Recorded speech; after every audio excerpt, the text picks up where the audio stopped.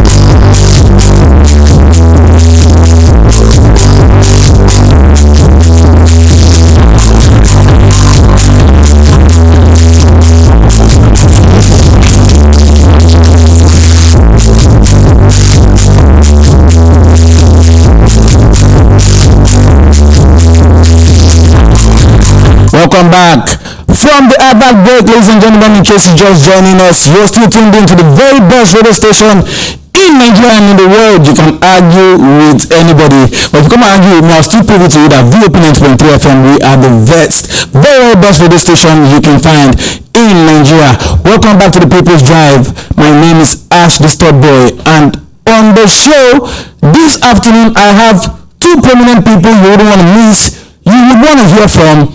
I have a very important person in the house, someone who thinks about the people, someone who's concerned about the welfare of the people, someone who's concerned about the governance of our dear country, Nigeria. Let us welcome to the studio a young entrepreneur and politician, a grassroots mobilizer, CEO of Mazawa Group, and the Federal House of Representatives candidate of YPP, Young Progressive Party, Orumba North and South Federal Constituency, Anambra State, in the just concluded 2022 general elections. Ladies and gentlemen, let us welcome, in the person of Honorable Ejike Ndeke. Honorable, good afternoon. Oh, good afternoon, Mr. Ash. How are you doing, Honorable? Welcome to VOP 90.3 FM. Thank you. Ash, permit me to go on my native dialect. Okay, go ahead. Oh, Yes, so I hope you guys can hear Honorable Ejike Ndeke this afternoon. He's saying hello to the world. Yeah, hello to the world. No matter where you are, I want to let you know you can stream this live on YouTube. Connect with us on YouTube at Voice of the People 90.3 FM. Not just only Honorable Ejike in the building. I still have Mr. Christian Chiobeze, Ejike Egwuatu, the CEO of Northern Global Services Limited. Welcome to the show. Welcome to the show. Thank you very much, my brother. Thank you for. Let me now let you guys know we don't only have Igbo audience on this radio station, so please we can also make it more. I know the Igbo people will be more interested in this one. So this afternoon we are going to talk in general, no diversity. We're going to talk in general. We are going to discuss some issues as regards to the position of our democracy in the country. Now, let me ask you, Honorable Ejike Ndeke, in general, how was the 2023 elections, especially the presidential election?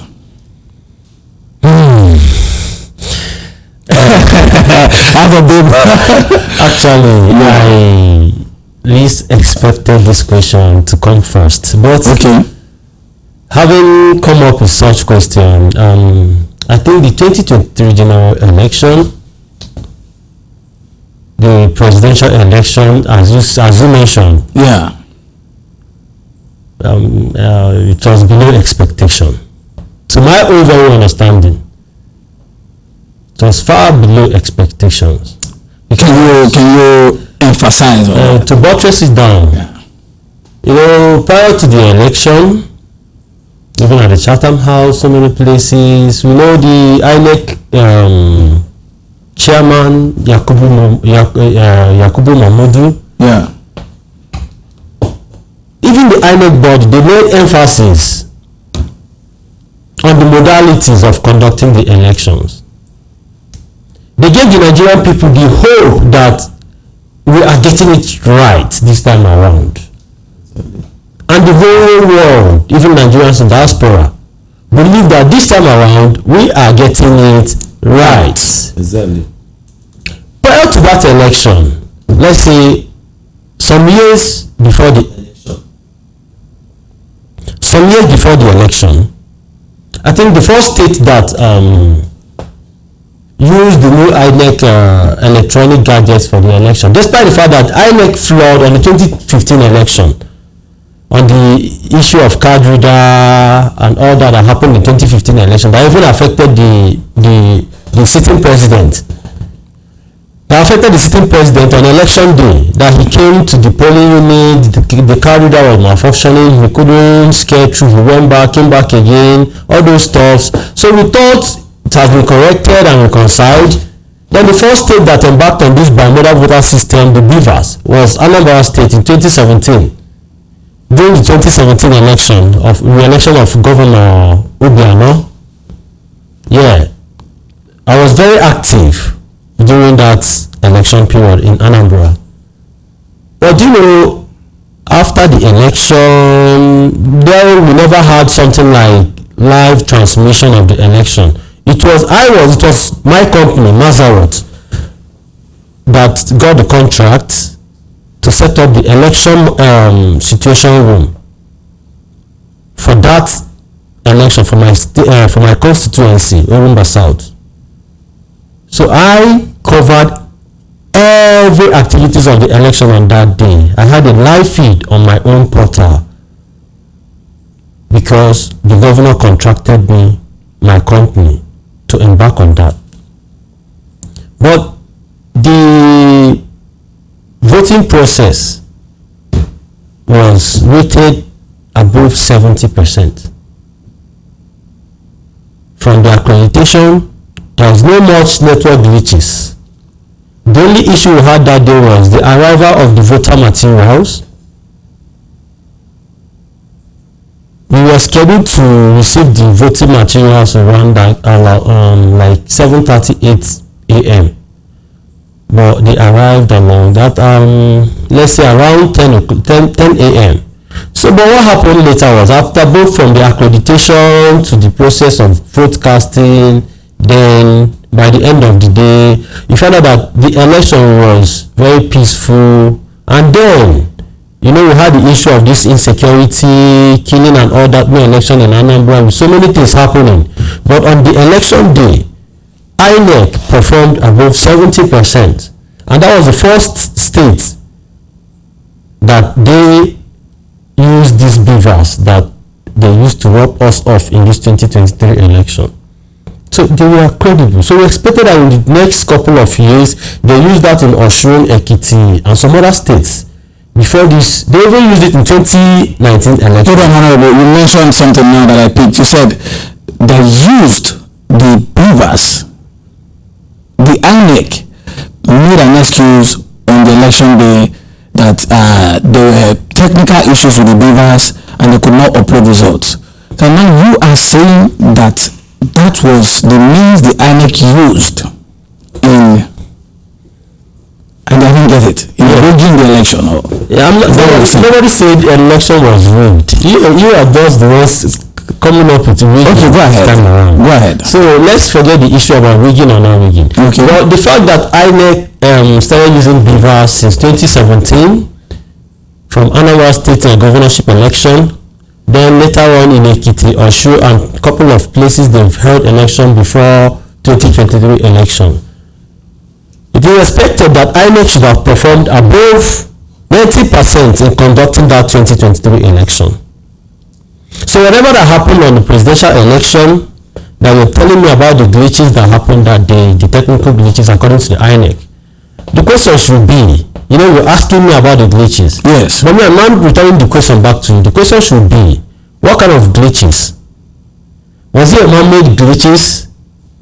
Was it a spiritual glitches? So who actually engineered? So you should know me. I run a tech firm. Since 2014, I incorporated my tech organization. You have known me for years. Yeah. So you should know that anything that is related, just like I told you that it was my company that handled the election situation room monitoring unit for Governor Obiano in my local constituency in Anambra 2017. Yeah. So I set up virtually a situation room to monitor election within my constituency on the election day. And how did I achieve that? On that particular day of election in 2017, all the polling unit agents of APGA, then I was in APGA, all the whole polling unit agents of APGA, based on the resources given to me, to my company, to monitor the election, I ordered spy pen and spy glasses. Then the governor provided smartphones that were distributed to all the whole polling unit agents, and we gave some to the ward chairman, the women leaders, the youth leaders, some executives of ESCOs of the party, and some other people that were contracted to support the governor's re-election. Then on that election day, people were now using their spy pen, their spy glass, to capture the events of their surroundings, being their polling units, both the process of accreditation, the voting, doing the counting and all that. I was getting live feed, and as they were sending it, the back-end developers I kept at the council that were receiving the whole report, the video reports, the pictures, evidence from different polling units within the local constituencies. They were now feeding us live feeding, and we were busy compiling all the whole video evidences. You get? But the reason why it didn't go further was because the governor won landslide. He had a landslide victory across the 21 local governments of the state. there's no need to go and start getting the video evidences of how the election. There's no litigation. No. Okay, so Honorable, let me ask you from your own point of view, in general, the 2023 general elections, was it free and fair? The 2023 general election was manipulated. There is no atom of free and fair in the process. Go ahead. The fact that INEC admitted that there was a technical glitch on the election day that altered the transmission of the presidential results to the IREF shows the election was manipulated. That was why I asked the question, what kind of glitch? Was it a man-made glitch or a spiritual glitch?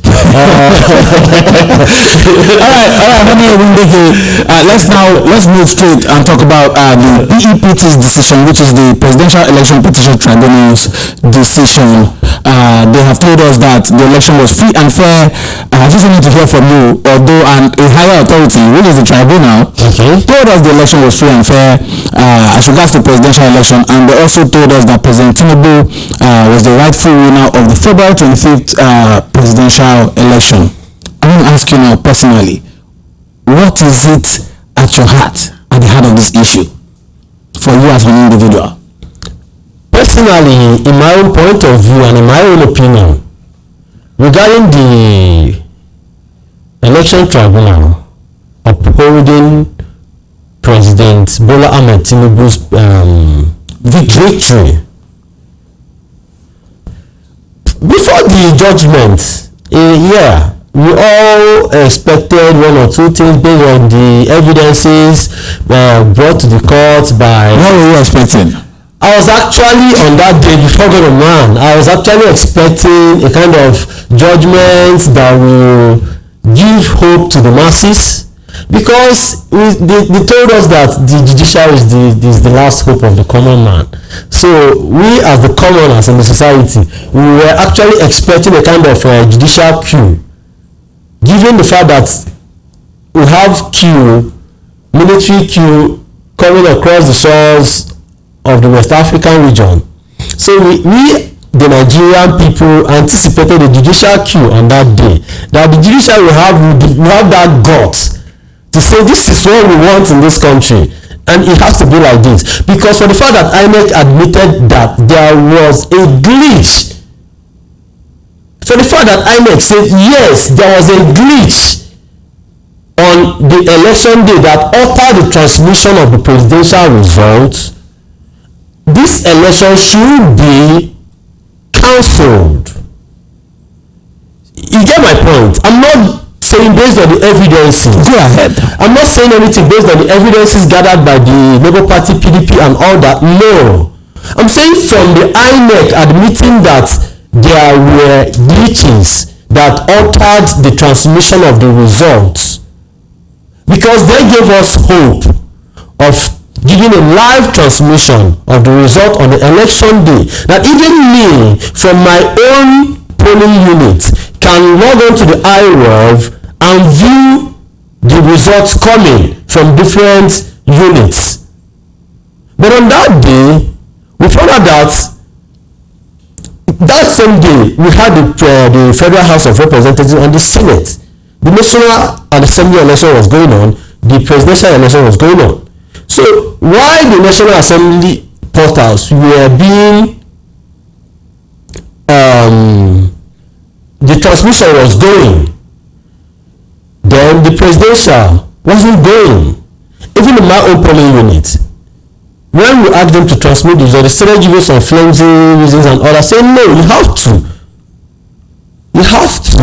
Before I now forced the INEC official. You personally? I personally, it was my polling unit. I represent my polling unit that day. You understand? And you should know that I'm contesting for the election too. Yeah. Despite the fact that we had litigation pending at the Federal High Court between me and the woman that is contesting my candidacy. Okay. But that's within my party. That's aside. That's an aside. Yeah. But the fact still remains that on that very day, I control my polling unit as a politician, a candidate of that same election. You get my point? Yeah. And I represent my political party. So the INEC guideline, when I purchased my form for my primaries for the Federal House of Representatives, I was given the copies of the INEC guideline and the Electoral Act and even the party guidelines. So it was during that period that I went through the whole guideline process. I followed the due processes till I got to the where I am today in the Nigerian politics. So, but the fact still remains that INEC altered their own rules and set goals. They told us that the election will be free, fair, and transparent. That on that day, we will be able to see the live feed of what is happening or what is going on from any part of the world. They gave us that credible mindset. From the very first day, they made us come out to go and register for the voters card. And you know the increase and the turnout during the voter registration, because they created a lot of awareness that made Nigerians, and not the Nigerian people, especially our younger generations, we the millennials, the Gen Zs and all that, we don't believe in the system. I'm sorry to say this. Most of us don't believe in the system because it's not really what we expect. It is not how we see the other world. And mind you, the current or the present world we are living in is not the world our parents lived when they were our age. The world has taken a paradigm shift. Even the society has taken a paradigm shift from the old ways of living. So most of the things that our parents are trying to adapt now, we first adapted. In fact, first adapted to what our parents used to adapt to. What they are supposed to teach us. Okay, what they were supposed to teach us, we adapted to it. And now they are the ones who are trying to adapt to the current. We are now the ones trying to teach our parents, and we will still be the ones to teach our children. That's why we are the millennials. You get the point? Go ahead. You know, ndị Igbo na-asị na onye na-amara ebe mmiri nọ wee ma ya, ebe mmiri nọ bido amara ebe mmiri nọ wee kwụsị. So if you cannot be able to identify where your point of what was it? Your starting point. Your starting point. Yeah. It will be very difficult for you to say this is my end point because you have no direction, you have no bearing. So now, by virtue of being a millennial, we adapted to the society first before most of our parents. So it's our generation that is standing in between the old order and the new order, and we will still live with it to part this world. So now what INEC did to us is giving us the hope that we are embarking on this new world, new order, or new ways of doing things. That this is the way other countries do theirs, and the people are happy. You get the point? We all believe that on that day I can use my phone to the neighbors will upload the results from the polling unit, so everything is going to be free and fair and transparent. Also, we heard that from the INEC chairman, I think a year before, 2-3 days before the election. He keep affirming to the Nigerian people, both in diaspora and local, that on election day everything will be very, very fair and transparent. But what happened in between the line is what we don't know. You understand? Because they did not tell us the kind of glitch, whether spiritual glitch, financial glitch, physical glitch, whatever glitch, power glitch, or whatever glitch that altered that presidential election, that never altered the National Assembly elections. That means if they should have come open. But this is the Nigerian factor that has been the bane of our problem in the country. 9-minute compromise. 9-minute compromise. We Christianize it to bribery. No. I'm not saying anybody received bribe. No. But whatever that might have altered that live transmission of presidential results is tantamount to anything you can name it.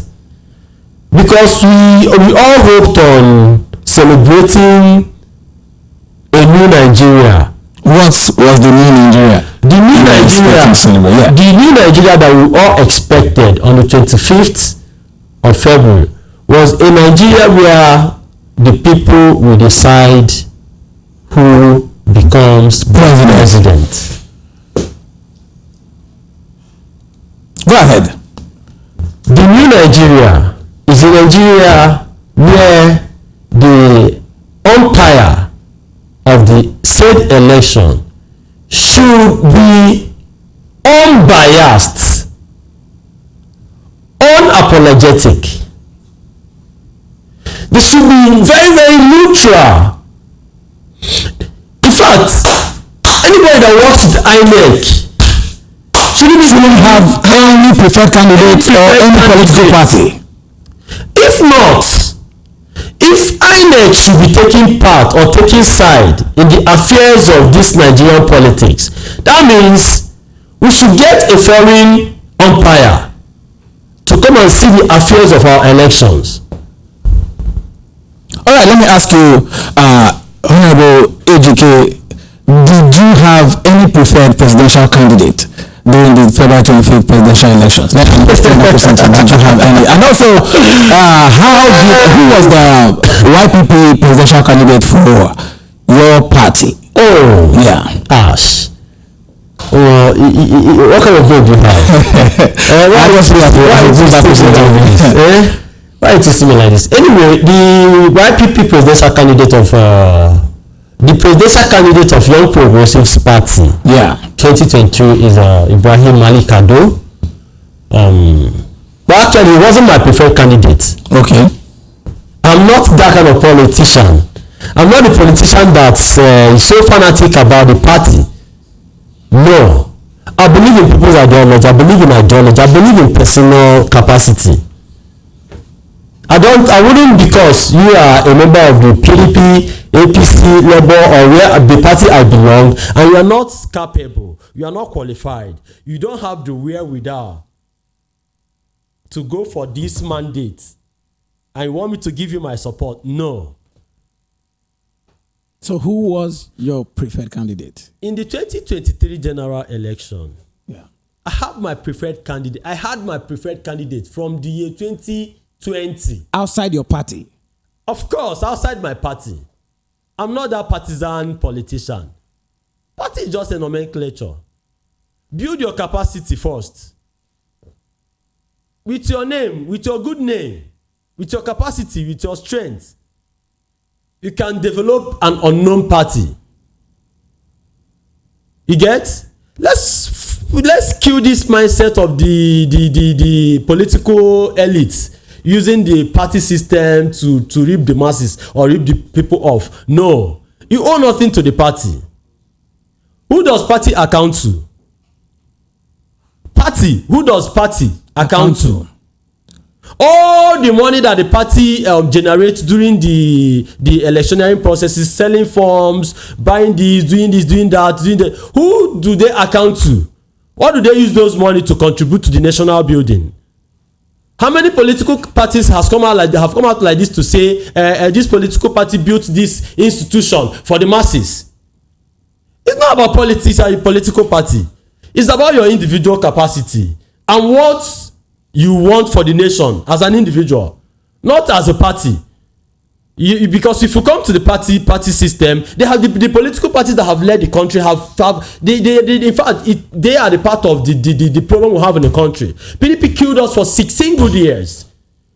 PDP messed the economy up for the 16 good years. Then APC now came to start where the PDP stopped. So it's not about Labour Party, it's not about APC, it's not about YPP. Political party is just a nomenclature. It shouldn't be a bane to determine where the mode of leadership in the country. No. Leadership, as I know, should be a call to service. As a leader, you should be ready to serve your people. As a leader, you're coming into your office. Your workers are still outside waiting for you to open your office because you have the key to the office. The very moment you open the key, open your door. As a leader, it is expected that you hold that door till all the workers goes in, you lock the door, then go to your seat. But in our own society, the reverse is the case. The leader will sit at the car, give the PA the key, the PA will come down, give to the driver will now give to the orderly will now go and open. They will now line up and usher him a red carpet before he comes in. What's those ambience for? You get? So in leadership, it should be about individual capacity. What you can offer to the society. What you think you can do to help change the system. We are all suffering in this country. When I mean suffering, an average Nigerian is living below 200 naira per day. An average Nigerian is living below 200 naira per day. Quote me anywhere. Over 100 million Nigerians cannot afford daily income of 200 naira. How much is 200 naira to dollar?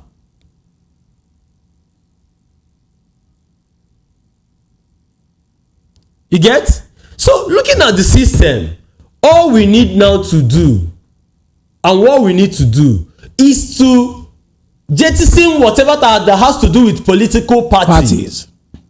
Okay, you're saying in essence that it is okay for you to be a member of a particular political party and also work for who is the supposed or a person who has the capacity to be a leader or to attain a certain position.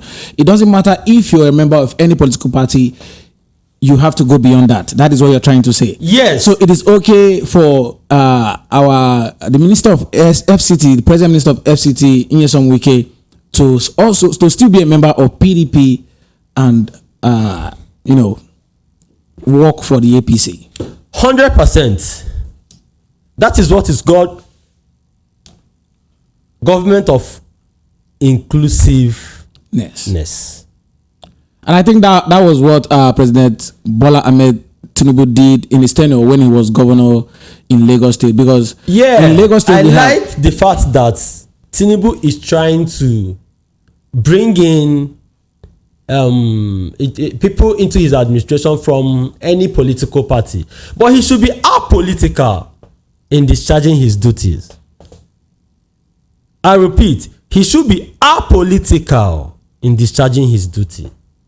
The fact that he gave a FCT minister to a PDP chieftain shouldn't have a political motive, because I'm looking at that he has a motive. The president. Yeah. He's a politician. He has a motive. And I guess the way I'm seeing it, his motive is to empower Nyesom Wike to cripple the PDP as an opposition party. You know, the best way to fight is to attack. He shouldn't let the PDP have that strength to recover back to stand on him. But he shouldn't worry about PDP. He should be worried about Labour Party. The Tsunami Party. What do you mean the Tsunami Party? I've never heard that before. Yeah. Labour is the Tsunami Party. And Mr. P2B is the symbol of that Tsunami Party. I'm a millennial. I know where the majority of the millennials belong. We all are craving for a new Nigeria. We are craving for a Nigeria that will stand to challenge the likes of the world powers. The US, the China, the India. We have the capacity. I'm a software and a hardware engineer. I know the things I can be able to do as a young man, as a young Nigerian. And I know the things I've been able to do as a young Nigerian here in Nigeria, let alone other Nigerians. You know, here we have a lot of dreams and potentials, and we end up killing our dream in Nigeria here because of what? We have a very bad system that doesn't promote dreams and visions of the young people. There is no sustainable development for the younger generation. And it's a very big problem. Now, we have been able to see that this is the bane of our problem in the country. Starting from the INEC sabotaging the will of the people, betraying the trust of the people, compromising on election days. You get? So, if we can be able to get it right in voting in our leaders, there is no way we can get it right and get any other thing right in the country. Because the major problem we are facing in this country today is bad leadership and poor governance.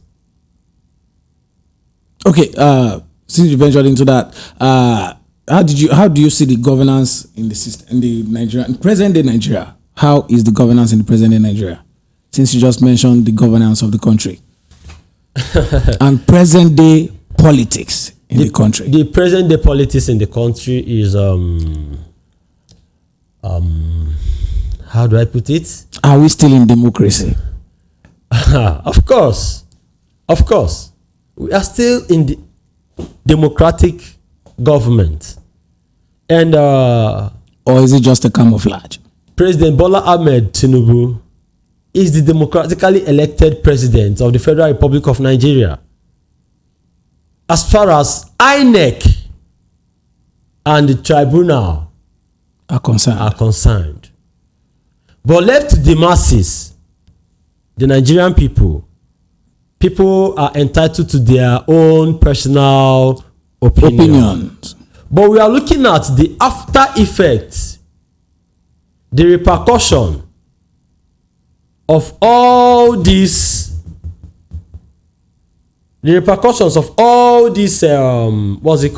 shenanigans being perpetrated during this election. You get? So, like me now, I contested for Federal House of Representatives in my federal constituency. Yeah. I lost out in the court along the line because they played in with money and all that. I budgeted about 10 million to help me run my logistics, do one or two things. But they came and told me that one, there is a chicken money. It can't come up. I say, is it a monetary affair? I believe I have the capacity. I believe I can mobilize. I have the grassroots. But by the end of the day, it's still part of the growth in the system. But what I came to realize along the line is the fact that the system is already bastardized. The system is so corrupt that without the money can let anybody sell you out at any point in time. We are not looking for the leaders with capacity and competence. The system wants to give us leaders who happens to be the highest bidders. So the highest bidder becomes the leader. Guys, you're hearing the voice of a young entrepreneur and politician in person of Honorable Ejike Ndeke. And in case you're just joining us, this is the People's Drive on the very best radio station, VOP 90.3 FM. We are talking about the present day politics in Nigeria and the 2023 general elections that was just concluded. And we have Honorable Ejike Ndeke here in the building. He is telling us his point of view. He is educating us and also informing us on some issues we didn't know about the 2023 general elections. We're going to go on a short advert break, and in case you're streaming on YouTube, please help us share the live on YouTube so that many other Nigerians can join us on YouTube and also know what we are talking about and share the light into this discussion this afternoon on the People's Drive. My name is Ash the Stud Boy. Don't go nowhere, please, because the phone line is going to be opened in a very short while when we are back from the advert break. Stay with us.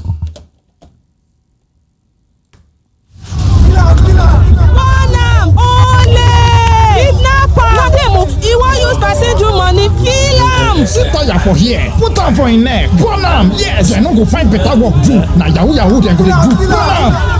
Stop! Dat person wey you wan born, if he dey innocent, no go carry person blood put for your head. Jungle justice no good at all. Stop am. You wey light the fire, you no get heart. Say no to jungle justice. You uncle wey follow for the crowd dey look wey dem dey born person, you no stop dem. E dey do you like film abi? Your hand sef no clean o. You fit enter gbege. Stop the lynching. Stop jungle justice. Under the criminal law for Lagos State, person wey start jungle justice, those wey support am and those wey just sit down look, all of them fit rot for jail. My name na Benjamin Hundeyin, Lagos State Police talk person. Stop jungle justice. This message now from Lagos State Police Command and VOP 90.3 FM. Welcome back from the advert break. My name is Ash the Stud Boy, and we have a prominent young politician, the grassroots mobilizer, CEO of Mazura Group, and the Federal House of Representatives candidate of the YPP Young Progressive Party, Orumba North and South Federal Constituency, Anambra State. We have him in the house in the studio this afternoon. Honorable Ejike Ndeke, welcome back from the break. Thank you, Mr. Ash. Now, I want to throw this question to you. What life experiences, Honorable, have you had that have led you passionately into politics, and also what inspired you to contest for the Federal House of Representatives in your constituency? Oh, we have callers calling in already, but we're going to open the phone line very shortly. So hold on, let us get this answer from Honorable Ndeke. Okay. What actually propelled me into venturing into politics was born out of my born desire as a young person. I've been a young leader from my early days in school to my days in the boarding school, when I was the school team captain, I was the school master of ceremony, I have held a lot of leadership roles. Even to my university days, I had a couple of leadership roles. Then as I got to the labor market, as a young person, I chose not to work for any firm. I indulged into other training, advanced training, that led to my incorporating my tech company. I started working for myself. From there, I started getting some employees in my firm, started teaching people. I found out that I started having that leadership. Exhibiting that leadership prowess in me. So down about in the year 2016, I received my first political appointment from the then local government chairman of my local constituency, Honorable Barrister Raymond Onyegu, when he was the TC chairman, Transition Committee chairman of Orumba South local government. So he appointed me as his media spokesperson. So I took up that political appointment and I took it to the next level, to the recognition of the governor, the then governor of Anambra State, Governor Obiano. So from there, I partook in the system. I started understanding the rudiments of the politics and how the party structures operate from the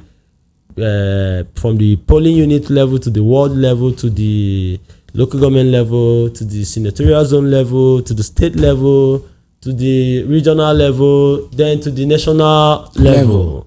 All right, so what do you think are the biggest challenges facing our country's economy? Okay, let me finish with what propelled me into the leadership. Okay, politics. go ahead. Yeah. Because then from there you can. From there I can now answer this your question. Yeah. So it's just to tell you that I'm still. Yeah, you're in line. I'm in line. What we're doing. All right. Along the line, this is my story. I think the young people should keep this story. Let's have a documentary of this story I want to drop now. Go ahead. Young people should use it. When the chairman appointed me as his spokesperson, I developed the first online platform of the local government constituency. I launched the website, developed the channels.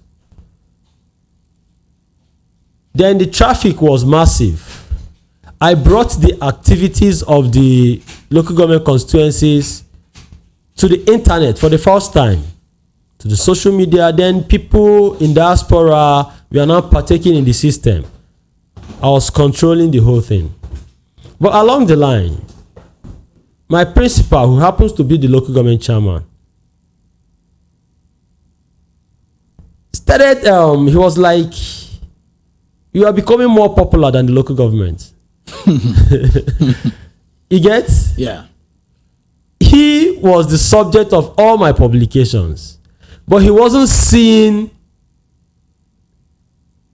the angle and the level of his publicity. He was looking at me, a growing young man. He gave me an outstanding order that every of my publication that I shouldn't include my name. Why? That I should just use the local government. Because he doesn't want you to be more popular than the local. More popular than the local government. Because I was acting in his capacity. I was advising him in my little capacity, things that will enhance us. I resuscitated the system, about 50 computers, pale computers, stale computers that have been dumped for over 5 years. And those computers were installed by NITDA for skill acquisition training. They looted some of the computers and abandoned over 50 of them, over 50 of the computers. So when we got to the council, I discovered those computers. I wrote a proposal to the chairman. I came to his office. I came inside the office. I discovered some computers inside one of the rooms at the council secretariat, but I don't have access to the key. He said I should go and meet HOD Works and check. Then by the end of the day, when I got access to the HOD Works, he availed me the key to the places those computers. He said since he resumed work in the council there, nobody has entered there. I said no problem. That I'm a software and a hardware engineer. That whenever I see computer, I'm always happy. So I resuscitated about 45 of those computers, which the governor paid for every of my job and work I did on that particular section, the skill acquisition training center. I set up the computer training center, free computer training center for every indigene of the local government. I employed 4 youth corps members who are computer savvy. Under Orumba South or not? Under the Orumba South. Orumba South. Yes. Okay. Local government. Local government. And okay. All these things I did, I always write to the chairman. The chairman of the local government. He gives approval to whatever I do. So, but when I employed those people, we now published and publicized the free computer training. So we started teaching indigent people from any village. Just bring yourself, get registered. Once you get registered, because inside the computer training center, we have all these big printing machine, we have embossment machine. They have every facilities installed by NITIDA. So we now set up a kind of business cafe and business center. So from that business center, we are now generating revenue. But on the classroom side of the computer section, we are now giving the people free computer training. All this were my blueprint initiative. So I was now acting in my little capacity as a media spokesperson to the local government chairman. Until the day he said I am becoming more popular than the local government. Wow. In the sense that anywhere you come, you hear Ejike Ndeke. And you can say Ejike Ndeke. Because I'm a young man. I go contrary to their normal way. When they are moving in convoy, I'll fly bike and move with boys. You understand? When they are sleeping, I'm in one church program. So I come out anywhere. Just like me landing in Lagos yesterday and coming to the studio today. Yeah. This evening, I have a flight to Asaba because of the programs I have in Anambra. The middle of the week, I'll be in Abuja. Yeah. That is how the life has always been. Yeah. So now, during that period, he said I was being popular. I was not looking at, how am I popular? I was acting in your capacity. I take some decisions. In fact, to enhance, just to promote his administration, believing the fact that he will go far. Yeah. That if my principal can be contested for governor, I'll be comfortable to contest for State House of Assembly. Yeah. But the very moment he said that, I said, oh, there are a lot of things that happened. So I was like, so but why? The next thing he said, I should submit all the whole login details. That he has his brother that can take care of all those things. I started saying, but the government have not paid me for all my contract. He brought a lot of issues. I now left. I resigned from that work, from the appointment. I relinquished my position. I left everything. I left. Came back to Lagos. Focused on my business. You get? Yeah. Now started planning and working on myself. I was planning that I will be the next local government chairman of my constituency. That if this man can humiliate me out like this, held back my contract fee, after all I sacrificed and all I did, even during the election period and all that. Just because he felt you were becoming more popular than the local government. Or than him in person. It's not even him, because every of my publications was about him and his administration. So you shouldn't see any problem in that. Because your name was appearing there. Because the governor's spokesperson wanted me in the governor's camp during the re-election period, which I relinquished. I said no, because I can't leave my principal, but I can help you people. So during that period, I was doing things. So everywhere the governor is, they give me access. So most of the times, I join him to high profile occasions, or most times I come on my own. But each time I come there, I'll go and greet the governor. I'll greet the national chairman, Ozombo Victor Oye. You understand? So that personal, but I least expected him to feel threatened by my kind of individual, because all I was doing was promoting his cause. But when he made mention that I'm becoming more popular than the local government, and started giving me some kind of heat, bully, oppression, trying to suppress me, you can't shadow my star. I now resigned, went back to my business in Lagos. Along the line, I now started nursing the idea that I will come and contest for the next election, because the man really stepped on me, but I shouldered everything. So during the last period of the election, I prayed to God in January 2022, please provide me with the resources.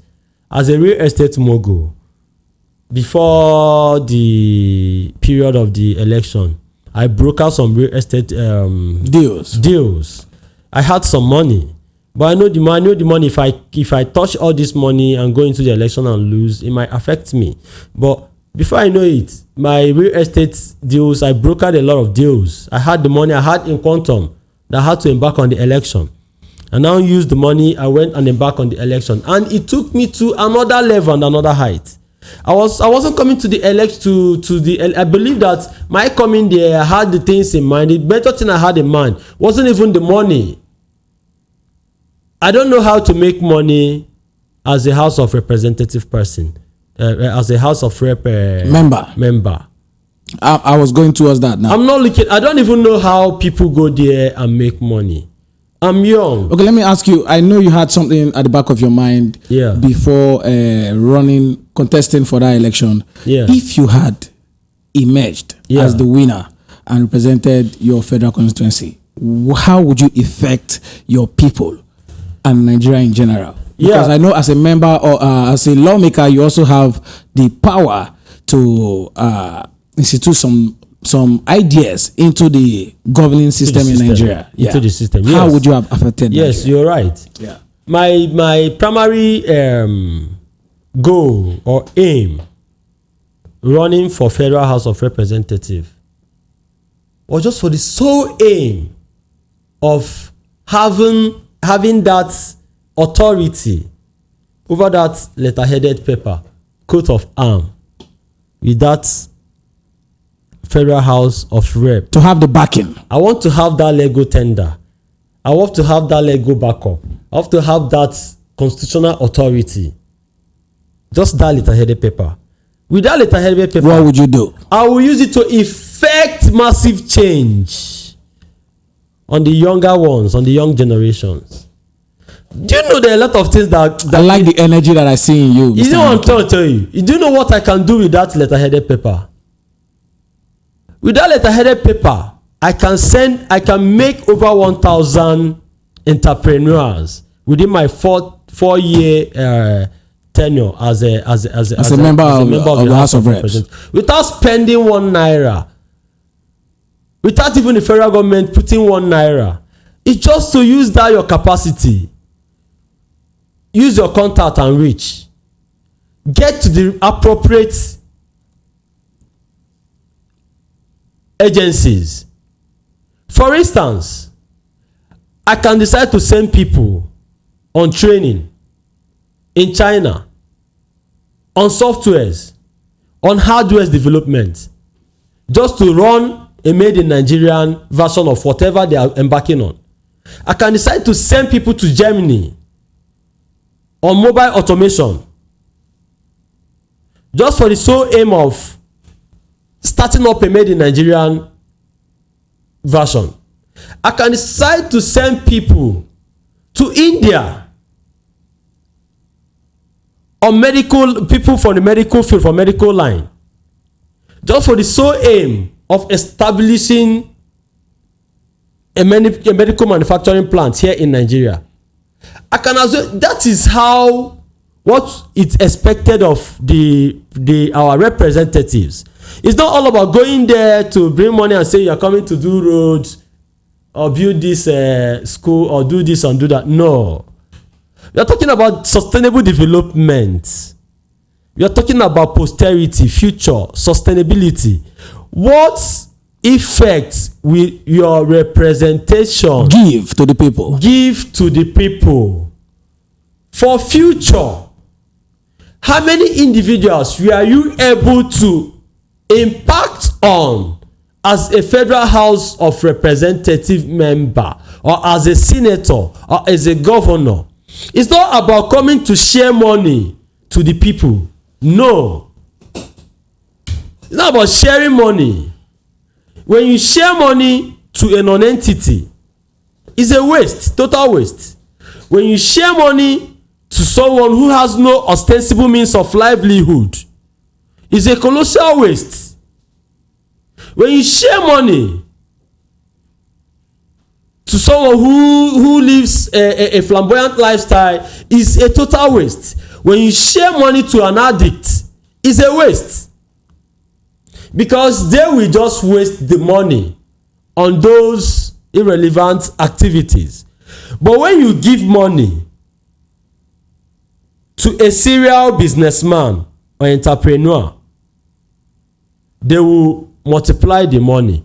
You are not giving that person now money to feed. You're already empowering the person. But when you see someone who has no ostensible means of livelihood, who has no skill, who has no job, who has no academic qualification or background, and you pick up such an individual, but he is a Nigerian, you pick up such an individual as a rep member, right to a certain company, whether in Germany, in the USA, in Turkey, anywhere that you relate with, you take some certain number of people to the company for a certain period of time with government support and backing.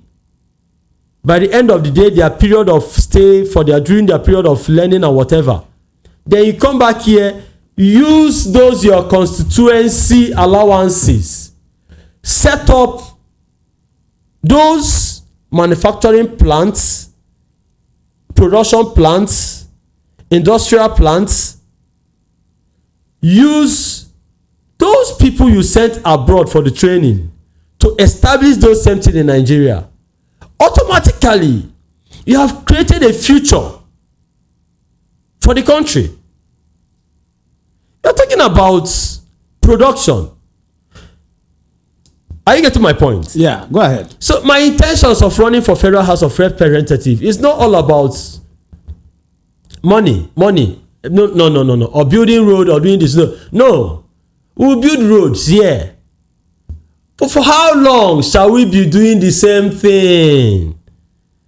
Every governor will come and celebrate building flyover, building roads. I don't get. Does it mean that since 1960 Nigeria was created, we had our independence, that we are still building roads? Ladies and gentlemen, you are listening to VOP 90.3 FM, and this is the People's Drive. The voice you just heard now is the voice of Honorable Ejike Ndeke, the candidate of the YPP Young Progressive Party for the just concluded February 25th elections, general elections in 2023. He represented YPP for the Federal House constituency, Orumba South and North in Anambra State. We're going to go on a short break, and when we come back very shortly, we'll throw some few questions to Honorable Ejike Ndeke, and we open the phone line for you to call in and tell us your own part of this discussion. Stay with us.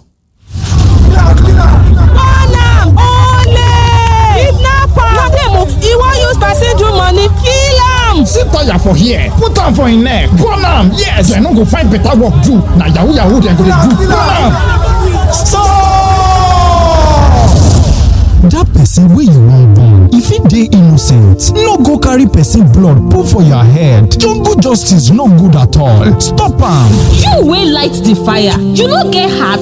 Say no to jungle justice. You uncle wey follow for the crowd dey look wey dem dey born person, you no stop dem. E dey do you like film abi? Your hand sef no clean o. You fit enter gbege. Stop the lynching. Stop jungle justice. Under the criminal law for Lagos State, person wey start jungle justice, those wey support am and those wey just sit down look, all of them fit rot for jail. My name na Benjamin Hundeyin, Lagos State Police talk person. Stop jungle justice. This message now from Lagos State Police Command and VOP 90.3 FM.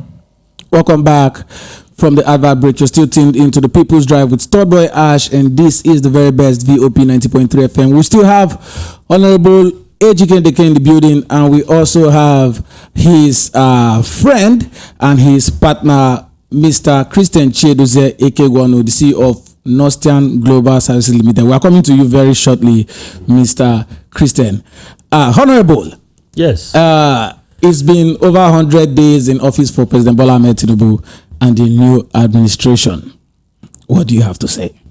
Oh, Mr. Ash, in my humble opinion, I'm talking to the to the Nigerian people, both in Nigerian in diaspora and those of us in here in Nigeria, we should zero our expectations.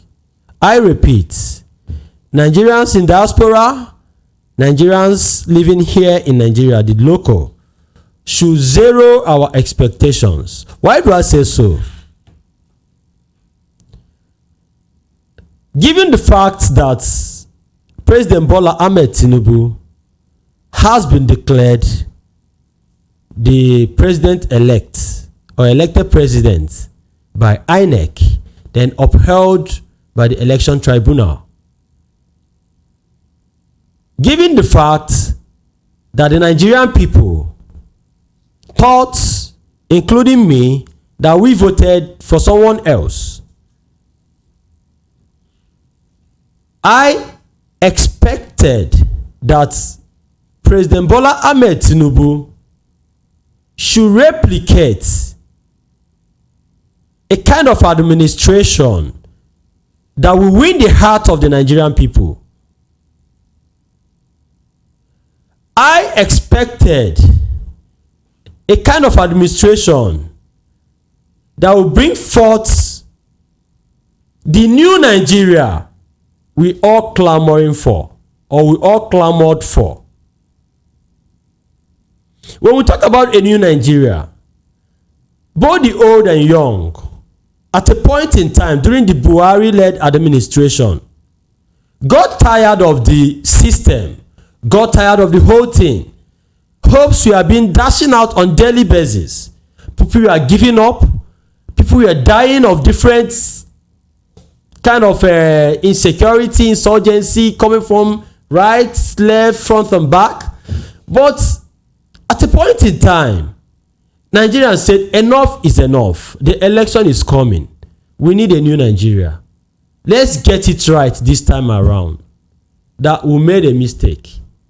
Then by the end of the day, on election day, I voted. Other people voted. Then there are issues that came up thereafter. But if by the end of the day, according to the law and constitution, INEC had the authority and power to do whatever they want, declare whomever they want as president, then have a legal backing from the tribunal, upheld the candidate that they declared, even without showing evidence they used to declare him president. Now that President Bola Ahmed Tinubu administration has been legitimized by the court prior to the Supreme Court judgment, which me, I have zeroed my expectations, because I no fit die for high blood pressure for Nigerian matter now. We don't do politics with sentiments and emotions. But we as a Nigerian and as a politician, as a young politician, and as an aspiring, as an emerging leader, I expected President Bola Ahmed Tinubu to run his administration above people's expectation. But you know why I said people should zero their expectations?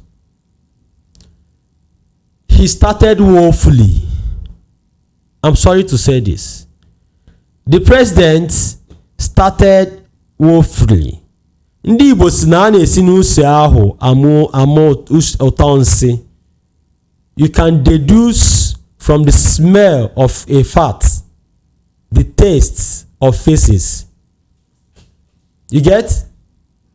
If the president, having emerged as the president, elected president of the Federal Republic of Nigeria, he has the veto power to give the Nigerian people the better life we never had since creation.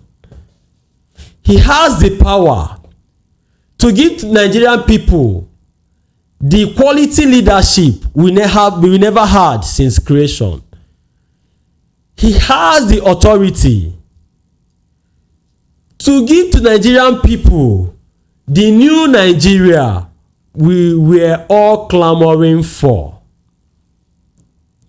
he has the strength, the capacity, the wherewithal to be the P2B that the Nigerian people marched for in the streets before election. How are you sure the Nigerian people actually marched for P2B? I mean, we had other parties and before the election, 6 months before they lifted the campaign ban, I was on the ballot. I was among the aspirants of the just concluded election. I can tell you the activities that happened. 6 months, 8 months before the election, before they even lifted the ban, campaign ban, there was a routine activities that happens every weekend. They call it 1 million march for P2B across every state. No other party embarked on 1 million march in the country till after election. The awareness was massive for P2B that people didn't even know that it was Labour Party. It was during the campaign period now that they tried to translate the support to Labour Party, being that it is Labour Party that you will see on the ballot and not Peter Obi. Now most people say, I will vote, who is your pair? I will vote Peter Obi. What party is Peter Obi? I don't know. I get to my point. Yeah. It took them voter education to let the people understand that it is Labour Party that you're voting for. That is an aside. Now, the story is no longer Peter, Labour, Atiku, PDP, Tinubu, APC. No. The story now is all about leadership, presidency. Now, why did I say that the president failed woefully on his starting? If you really want to get it right in the country, he should have jettisoned the party government, killing the system. He should have jettisoned the government of my guy, my ally. Let me settle my person. This was our negotiation.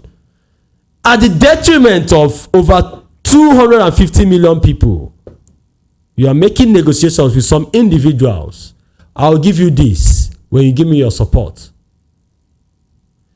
Since you are now the president of the country, you reserve 100% right to jettison whatever agreement you have with those individuals and embark on the government of the people, leadership of the people. Let me bring it down for the people to understand where I'm going. We expected President Bola Ahmed Tinubu in the appointment of his cabinet members. It should have been based on competence, capacity, capability, availability.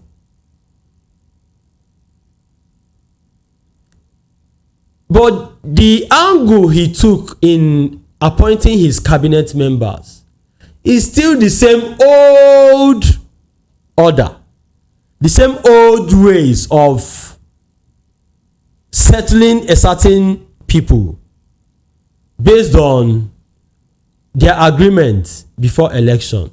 And this is what has placed us where we are as a nation today.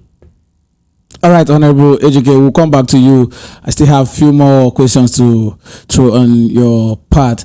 Let us quickly open the phone line for the audience to call in and also tell us their point of view from our discussion this afternoon. We are discussing politics and governance on the People's Drive with Honorable Ejike Ndeke and also his friend and business associate, Mr. Christian Chiedozie Ekegwano in VOP 90.3 FM studio. You already know the phone line. Hello, good afternoon. Hello. Hello, Honorable Ejike. Yeah, hello, good afternoon, sir. I thank you, and I thank the commander in the studio over there. Thank you very much. Thank you. Yeah, his program this afternoon. You're welcome. You people will live long in the land of the living in Jesus' name. Amen. My name is Mr. Paul, so I'm calling from Badagry. Oh, Mr. Go ahead, sir. Go ahead. Yeah, we have been following this program right from the time. And especially today, it seems to be that it's the death of all. Oh, thank you. Thank you very much. Thank you very much. Yeah, so I've known what was actually happening in the system of this election. Most of us learn a lot from this. We have explained now this time. Yes. And that is why Nigerians are hammering sincerely. Let me say sincerely. All Nigeria, almost 94%, right from 6 months to 8 months to 1 year to this present time, to have a change in this country. Yes. Change doesn't mean the name of anybody. Change doesn't mean the name of any party. Yes. But let the youth come in to this very future generation. Because we, the old generations, we are tired of our own self, talk less of even staying in the office. Let us have the capable people that will come to Nigeria and make Nigeria a proud country all over the world. Yes. Because Nigeria now is going on computer. They are not going to farm with your hole or your knife or with your this and that. Yes. It's computer everywhere around this time around. And we have got the children we have that have that quality in the system. Yes. That can make challenge the other youths in other world, in other countries all over the world. So they started from somewhere. When I look at when they say the president is going abroad, another going to India, going to this, to bring investors, I say Nigeria themselves are production of induction itself. Simple. Nigeria. This Nigeria you are looking at it. It's like production of investment of any kind. Yes. Just give them this training of just period of 1 year. Yes. You will see Nigeria completely, including the children of 5 years, 10 years, we change this country to become industrial country. Exactly. And it become the generation. And it become the leaders of other countries. This Nigeria you are looking at, when we have mineral resources, some people are having one, having two, and they are succeeding. And they are, producing. But this Nigeria has a way that even if a child of even 10 years, you bring him up with education from primary or another secondaries or university, and you put him in a farm or train him in a military or train him in any trade at all. Yes. Of any production. He will produce even before he gets the age of 15 years. Of course. More than ever before. Yes. So that is what we ask of. Thank you. But when we look at the system of today, we didn't see any youth in the system. You see? No one system. Youth. When we have over 14 millions or 20 millions of youth. Honorable Ejike is less than 40, and we don't let this kind of person in. No, they will say I'm being more popular than the federal government. Thank you for calling in on the show. 0700 903 903 903 is the number to call, or you can also call 0700 903 9039 or send us a message on WhatsApp on 0700 903 9039. Hello, good afternoon. Hello. Good afternoon. Hello, good afternoon. Hello, good afternoon. Name and location. We can hear you clearly. Yeah. Okay, this is Chief Unamka. I'm calling from Isolo. Happy Sunday to you, Chief. In fact, may God bless that young man, Ejike, because he has took all. Thank you. I'm blessed. Nigerian this election is party election. It's not the right people on the right seat. Yes. Because nobody will speak. Look at a lot of youth, no chance given to them. Why? Are we still going to be old forever? No. It's a pity. One day, the young shall grow. Let Nigerian government make them do things right to each of every one. Like what Ejike said. In fact, he has spoke all. There's another man who normally speaks like Ejike. There is one radio. He used to have a comment on this radio. That's Jones. Somebody Jones. Citizen Jones? Okay. Yes. Okay. Yes. So please, this one we are talking, we just want to share our view with the public. Yeah. They should do right thing because the poor ones are suffering.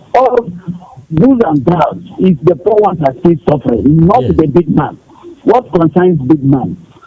If you travel to Dubai, India, to do this, that, what achievement are happening from those to US, or what do you call them? It's painful. It's really painful. Thank you, sir. Nigerian money waiting over there. Thank you for calling in the program. Thank you for calling in. We are expecting you. If you're streaming on YouTube, please help us share the live on YouTube so as to connect to other Nigerians who are in diaspora. Help us share the live so Nigerians can hear what we are talking about this afternoon. We are discussing governance and politics on the People's Drive with Honorable Ejike Ndeke and his friend Nostian Chie Dozier. We are here live at VOP Studios, Lagos. Hello, good afternoon. Yeah, good afternoon, my brother. Good afternoon. Name and location quickly. It's Ndeke from Ejike. Ndeke, happy Sunday. Go ahead. Yeah, the same to you guys, my brother. And I guess, I don't know now well, but I see the way people are pouring blessings to your guests. Okay, you know, follow us from beginning, Abi. I know. Listen, I know that you people are talking about the condition of the country. Yes. And what we are facing on it. Yes. Denying the root, wearing the youth, their right to be in a leadership or in a control. Yeah. Let's be honest with each other, my brother. Civilian coup attract military coup. You see, civilian coup. Yeah. He attract military coup. What we are doing in Nigeria here called democracy is a civilian coup. And it's attracting all manner of things. This election that will go and come back as a nation. Witches and the wizards have come and claim their power. All manner of human beings have come and claim their power. Now is Nigeria diplomats and the what they call them, men of God. Now they are also socketing their own power, telling us to accept illegality, corruption, and impunity as way of order of the day. Where did they do that one as a nation? Where did they do that one as a nation? That I cannot speak the truth again is a side problem. Let me tell you, my brother, we have letters in the town now. That letter is hungry. Yes. And the hunger the big pikin in the front of the mother, because that hunger they beat the mother, they beat the pikin. Now the letters in Nigeria, very soon all the other Nigeria will carry plate for hand. As an Amadi people, if you know get this wrong today. By the grace of God, no go reach like and that. And that hungry one, they tell you, my brother, he doesn't know your education, he doesn't know your religion, he doesn't know your hunger no religion, he don't know age. He doesn't know tribe. So let it go for every Nigeria they are here. Those that put this for us here, that throw us sentiment of tribal and sentiment of religion. When they go to show our case at Abuja, they never remember religion, they never remember tribal. When they share it, people right. But when they come to grassroots, they put this on us here. Where would they suffer? Today, many men in Nigeria they afternoon instead of going to a restaurant to eat as a good Nigerian. Thank you very much for calling in. To our leader. God bless you people. Thank you so much. God bless you too. We have a message on WhatsApp. It says, Mr. Ash, good afternoon, sir. Our guest, good afternoon, sir. You guys are doing well. Igbo Kwenu, you guys are welcome. You can send us a message on WhatsApp, or you can also call us on the phone 0700-903-903-903 or call 0700-903-9039. Honorable Ejike, I want to ask you a question as regards to insecurity in our country and insurgency. Okay. What is your take on that? Oh, thank you, Mr. Ash. Coming to the area of insecurity and the insurgency in our country, it's deeper than. Before you go on, let us hear from this caller. Okay. Yeah, hold on. Excuse me. Hello, good afternoon. Hello, good afternoon. Good afternoon, sir. Name and location quickly. This Chris from Alabado. All right, go ahead. Want to contribute on the issue, and I think the issue is very interesting, and I guess the area he goes is very genuine about foreign people.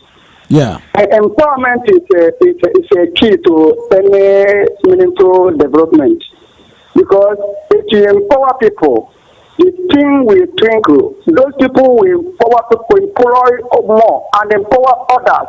If you go down there, and those people they employ, also after some of them will go and start their own, and it goes on, and the expenses that go. I think we're having network issues with this caller.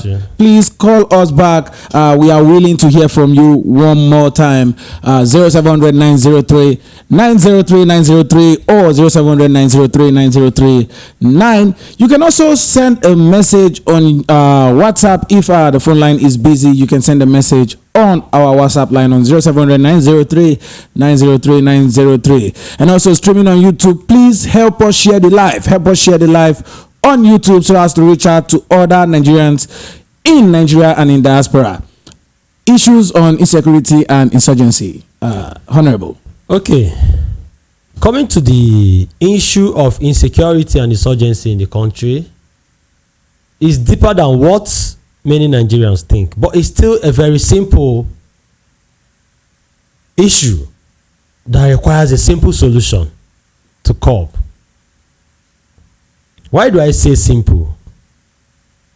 Now, the political class and the elites that controls the affairs of the country has weaponized hunger and poverty in the system. A nation of over 200 million people, a nation of over 100 million hungry people,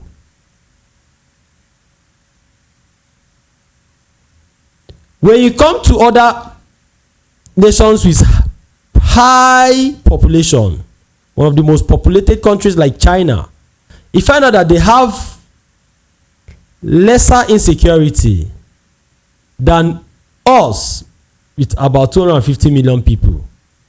And China has over a billion. They have over 1.3 billion. Yeah. They have over 1.3 billion people in China. But they have lesser insecurity and insurgency in China, even in India, even in America. So why is Nigeria of about 250 million people with high rate or the highest rate of insecurity and insurgency? Reason is simple. They have weaponized poverty and hunger. And you know, a hungry man is an angry man. Nigerians are angry because Nigerians are hungry. Personally, I hardly come outside during the daytime. Some places I make choices and preferences of where I go. Reason, people will always come to you for money. They don't know how you make it. They don't know if you have, you don't have, and you are bound to give them because that is what the society has subjected them to. So there is no way we can curb the insecurity and insurgency without going back to the main drawing board that boils down to my aim of contesting for Federal House of Representatives, which is solely and strictly based on human capital development, empowering the younger generation for sustainability. For instance,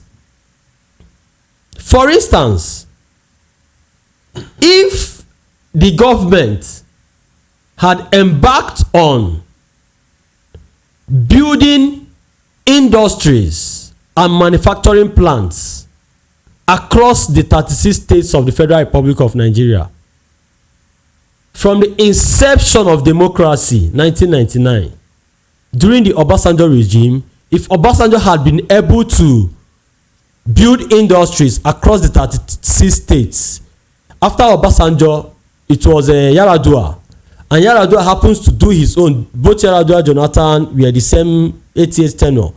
After Yaradua, in the Buhari-led administration, then this President Tinubu, I don't think there is any nation in the world that can challenge Nigeria in domestic production. Our productivity is very, very, very, very low. Okay, low for now. Yes, as it stands now. But our consumption is too high. Is on the high side.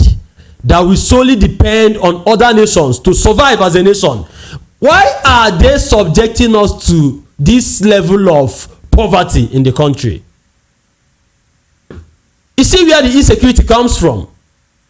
Now people don't have any other option. Not me personally. Now in my own hometown, we have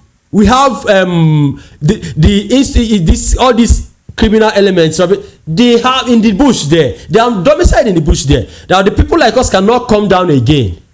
If you come down with security details, it will be worse. They might go for your family member. You come down alone, it's either you settle them or they get you trapped down and you pay ransom. Was it meant to be like that? No. But majority of the young people are idle, doing nothing. And you know, idle mind corrupts good manner. And idle mind is a devil's workshop. If over 50 million Nigerian young Nigerians are idle, that means devil has over 50 million workshops in Nigeria. It's not a laughing matter. You have a point. So is insecurity devil has a workshop in Nigeria. That's why the insecurity is on the increase every day, because most Nigerians are idle, hungry, poor. All that comes from the within their mind is evil, because the ruling class and the elites don't want to care about them. They don't even care to know about what happens to the future. So the earlier we empower the younger generations through human capital development, we virtually, me too, we reduce the risk of insecurity. It will definitely reduce the risk and of crimes, insecurity and crime, because people will be engaged in different factories. People will be engaged in different... We have a caller. Let us hear from the caller. You're going to go on after this call. Hello, good afternoon. Hello, good afternoon. Good afternoon, sir. Good afternoon. Please, Chris, once more. As you say, my getting is not clear. All right, go ahead. Is it okay now? Yes, it's okay. Okay. Ejike has spoken well, but I want to ask him a question. Okay. In his capacity as a businessman, what have he done in area of empowering people, youth, training them, empowering them? Because you have to judge your present before your future. So people have to judge you and know what we do in the future. Yes. As you have spoken well, but in that I have. Thank you for your question. He has gotten over to you, Honorable Ejike. Thank you for your question. Thank you. When it comes to in my little capacity, like I said, I'm still under 40. I have been self-employed since the year 2014. Currently, I have workers in my firm. I have set up a free computer training center in my local constituency. Even in my hometown, I have a free computer training center. Because I am, by profession, I'm a software and a hardware engineer before venturing into other conglomerate of businesses. So in my little capacity, I've been able to raise a couple of young people who are meaningfully living well. Some of them are even richer than me today. During my election, a group of young people donated over 5 million naira to support me. Not because I demanded for fundraising, no. But because they felt that this is a way of giving back to me. I'm not using myself as a yardstick to measure the good people of the country. Whatever you see me say here is what I do or what I have done or what I am able to do. I'm talking from the depth of my heart. as a concerned Nigerian, if I can't be able, or if I was able to come out despite all odds, embark on contesting for Federal House of Representatives at my age, you should know that I believe in my little capacity and strength. Go ahead. Hello, good afternoon.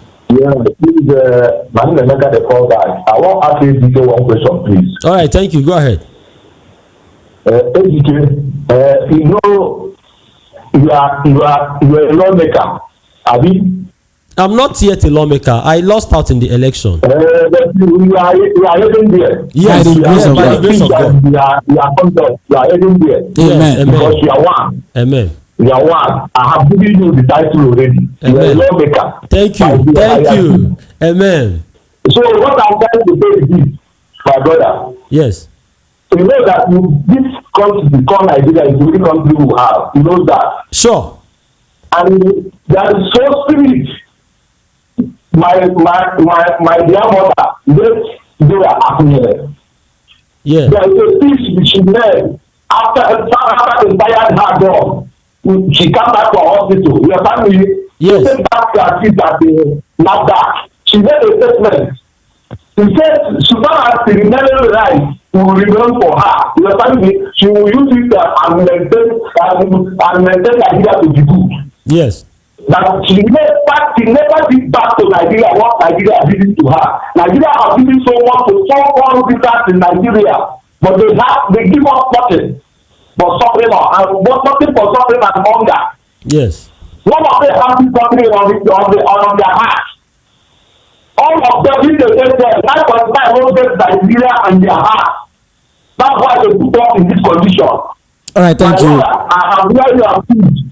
Let you people where you do in that area start to organize yourself to fight back these menace. Thank you. Thank you very much for calling in. Thank you very much. Let us quickly take a few comments on YouTube. I have a comment from Ola Adewale. Says leaders serves their pocket and that is it. Also says, but who made the looters the looters? Same people, right? Tony Dimegu, the glitches. It's called anti-OB glitches. Remember that the Senate and House of Representatives results were uploaded. Someone said on YouTube that the Senate and House of Representatives results were uploaded. Yes. That the glitches were because of OB. See, what do you have to say about that? That was what I was asking. Was it a man-made glitches, or was it a spiritual glitches, or was it a money-induced glitches? You understand what kind of glitches alter that live transmission of the presidential result? So they betrayed our trust and hope. But Hello. we keep moving. Hello, good afternoon. Good afternoon. Yeah, good afternoon, sir. Name and location, quickly. Happy Sunday for all of you. Happy Sunday to you, sir. My name is Ejike. I really want to talk about the insecurity. We should not waste our time preaching theory about insecurity. You remember one Sheikh Gumi about 2 years ago said, if you classify the bandits as terrorists, that Nigeria will go into the method of what do you call it? This one in Pakistan. Yes. So the jihad, or what? Not jihad anyway. So he said Nigeria will get worse than we were 2 years ago. And when when the bandits were classified as terrorists, don't you people see what we are having in Nigeria? Yes. Federal government knows the people who say all these things, and they keep quiet. In the north, insecurity is good business. Yes. You are saying you are going to employ somebody and pay him 30,000 naira a month. Why that person has AK-47 that sells for 1.something million? You can imagine. How did he get money to buy AK-47? Then you want him to drop the AK-47. If he kidnaps one person, you pay him 10 million. And probably he will settle his order with 3 million and he take the rest. You want him to drop it and come to take 30,000 naira monthly. Their bosses in the north know what they are doing. and they have their own share. If anybody is sincere about fighting insecurity, it should get the elites in the north who tribalize these people, who brainwash them and make them that to believe that insecurity is the way of life. If they don't do it, by another 40 years' time, we will still be battling insecurity. Thank you very much. You made your point. Honorable Ejike, very quickly, we don't have much time. Please, if you're calling in, we're gonna have just 30 seconds to give you for you to tell us, make your point, and we'll end the phone call. Thank you for joining the program. We have not ended this program yet, but we have about 10 minutes before we end this particular segment on the People's Drive, because by 3 p.m. Citizen Jones is going to be in the house to take us on Studio 903. Honorable Ejike, is insecurity the biggest challenges or the biggest challenge we are facing in our country, Nigeria? No, insecurity is not the biggest challenges we are facing in the country today. The biggest challenges or the biggest challenge we are facing currently in Nigeria is that same poor leadership. With quality leadership, insecurity will be a bygone. When you put one or two policies into play, insecurity will be a bygone. Okay. But when you still run the same old paddy government of settlement, just like what the last caller said about Sheikh Gumi and his utterances, there has never been any kind of arrest or whatever or questioning. You understand? So it's because of the same paddy government running a government with fear of favor, using tribal and religious sentiments to settle individuals at the detriment of the Nigerian people, the masses. So that is the major problem we are facing in the country. Okay, you can imagine currently the current administration and the appointment of the cabinet members. I keep asking, does it mean that Nigerians in diaspora are not part of the system? How many Nigerians in diaspora, whereas 60% of what we consume in the country comes from the diaspora? So how many Nigerians in diaspora are part of these present administrations in appointment of the cabinet members? I'm not talking about the youths. If you know that they use the country to run settlement of who they knew or who worked for them, with, or who worked for them, or the chieftain of their party, or one thing or the other. No. When we get that quality leadership in this country, everything will be a thing of the past. So the major problem is to get the good leadership, the rightful leaders. So my advice to the current administration, especially the President Bola Ahmed Tinubu led administration, is that President Bola Ahmed Tinubu, I say today that he should be the P2B Nigerians are clamoring for. If P2B has won the heart of Nigerian people through his antecedents and verifiable records, President Bola Ahmed Tinubu, should go and toe the path of that same man that won the heart of the Nigerian people. He should be the P2B we voted for, since INEC and tribunal has affirmed him to be our president, backed up by the constitution. We are not revolting. Nobody will fight him. We would rather support him and pray for him. But he should be that man we wanted to bring about change in the country. So he should discard all this old set of people, the same old people that have held different political positions in the country, even with some who has some questionable records, that has some cases to answer, are yet reappointed into the new administration. That means a recycling of the same corrupt. Kind of a Kakostin. Yeah, they are recycling the same corrupt system and you want us to believe that you will bring about change in the system. No, nothing will ever. We can never expect anything good out of this current system, because the majority are still those same old people that has been in the system. And mind you, these same old people that has been in the system has a flamboyant way of servicing their lifestyle and their children. So now that they are holding the current power in the current administration, you want them to go back and live those same lifestyle that they service? No, they will still be spending more money to service those their flamboyant lifestyles. Are you getting my point? So if truly the president wants to get it right, he should start by his cabinet members and his appointment. All right, thank you, Honorable Ejike Ndeke. Thank you. I have about just two more questions to ask you before we end this segment on the People's Drive. Now I'm going to ask you, against the Supreme Court's judgment, what is your prediction? Okay. As regards to the presidential election. In my own point of view, I have zeroed my expectations from the system, because even the Supreme Court judges, they are all product of the system. We all living in a corrupt nation. You should know that this is the capital of corruption. Nigeria is a corrupt country. Are you expecting the Supreme Court judge to be the incorruptible judge of a corruptible nation, when the citadel of justice is already corrupt?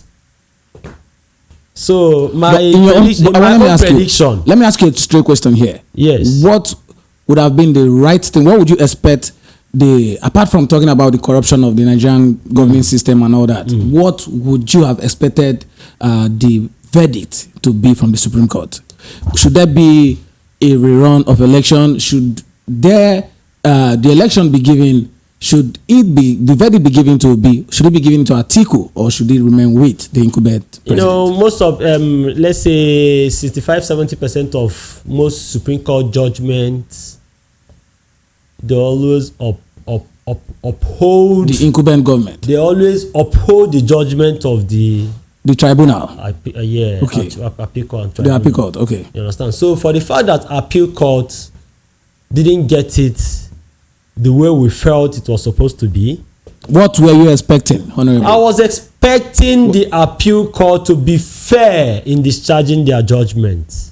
Were you expecting a rerun, or you expecting a rerun? Because the candidate of Labour Party, Mr. Peter Obi, never went to the court to say that he won the election.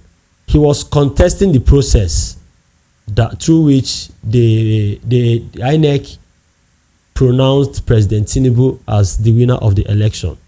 So whatever that might have happened in that PEP have already demoralized the mindset of the people, because it's still that same old system. It's still the same old system. They know what they are doing. See these people, you might not understand from my own point of view. Okay, I'm here today. In Abuja, I live in Asokoro. There is no place in Nigeria that is like Asokoro. There is no place in the world that is like Asokoro. But when you come to that Asokoro axis, you find out that 95% of people living there are the political class and the elites. Hold on, Honorable. Hello, good afternoon. Good afternoon. Good afternoon. Good afternoon. Name and location, please. My name is Charles. Charles, where are you calling us from? I'm calling from Maza. All right, go ahead. Along Badaga, yes. I thank you, your guest there, Honorable. Thank you. Ejike. Thank you. Yes, and the presenter too. Thank you. Let me just add a little word. I've been listening to a lot of contributors. You see, a few days ago on this platform, to this VOP, they sent out the voice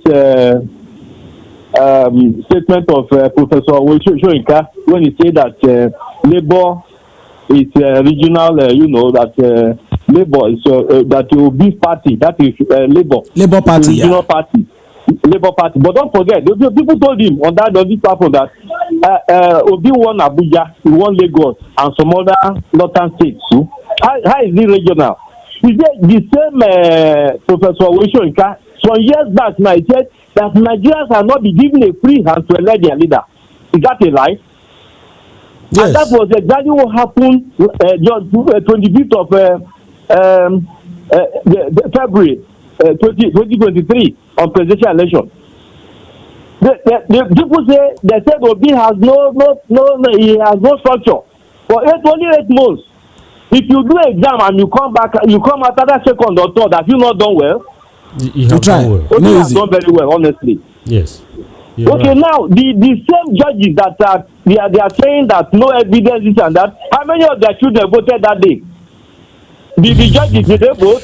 How many judges will tell Nigerians that what Nigerians, millions of Nigerians went to vote? That my mother, I was in the village as old as 80-something years.